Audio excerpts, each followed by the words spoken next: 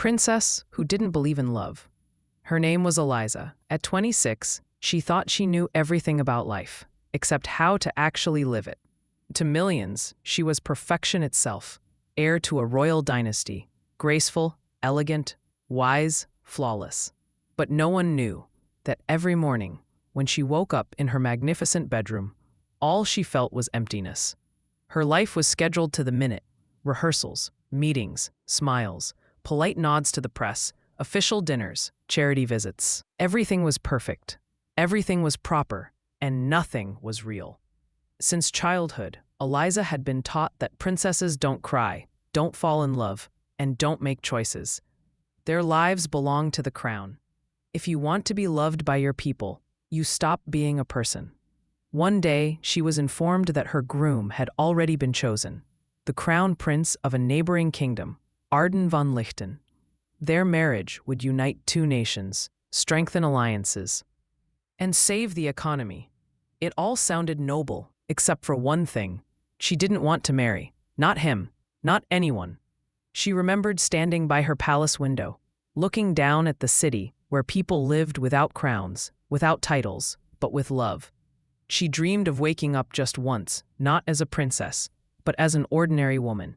No guards, no protocol, no expectations. When her engagement was announced, she didn't even cry. Tears were a luxury she was never allowed. She simply accepted it, like every other decision that had ever been made for her. But fate loves to laugh at those who don't believe in it. The day of their first meeting was supposed to be a formality, a short visit, a few polite words, a photograph.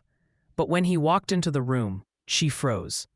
Arden wasn't what she had imagined. Cold, proud, carved from marble. He entered without an entourage, wearing a simple jacket, his hair slightly messy. With a soft smile that felt disarmingly human. His gaze was calm, warm, and utterly sincere. "It seems you're not thrilled about this meeting either," he said quietly when they were finally alone. Eliza laughed, for the first time in months. Her laughter startled even herself. From that moment, something between them changed. What was supposed to be a stiff political arrangement turned into a real conversation. They walked through the gardens, talked about childhood, about fears, about the desire to escape from all that glitter. He listened, not as a politician, but as a person. That meeting changed everything.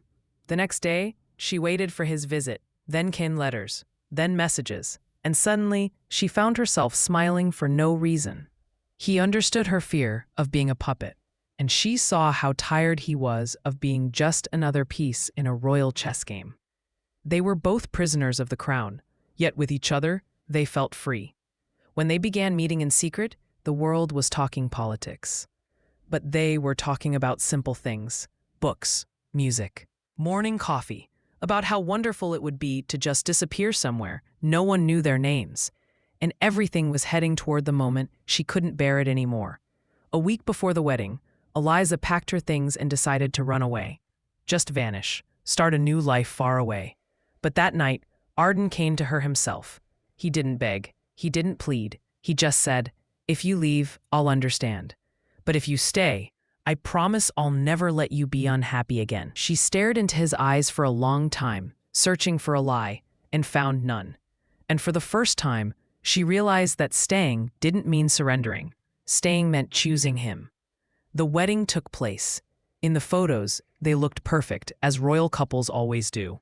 But no one saw how, as they stood before the altar, he quietly squeezed her hand, and she smiled. Not for the cameras, not for the nation, but for him alone. Years passed, they ruled together, but more importantly, they lived together. In the mornings, he woke her with the smell of coffee. During the day, they argued about politics. At night, they walked through the city in hoodies, hiding from the flashes of photographers. Love didn't make their life easier. There were scandals, pressure, betrayals, hard choices. But together, they learned to be themselves. He taught her that strength isn't in coldness, but in the courage to feel. She showed him that power without kindness is emptiness. Once, during an interview, a journalist asked, "Your Majesty, do you believe in true love?" Eliza smiled and said, "Yes, because I found it when I stopped looking for it." That story spread across the world. Millions said they cried hearing her words. Because in a world where everyone is afraid to lose, she once dared to risk and gained everything. And if you're listening to this story right now, thinking love is a luxury you can't afford, remember Eliza, the princess who didn't believe in love until love found her. Sometimes destiny arrives the moment you stop waiting for it. And then, even the impossible becomes real.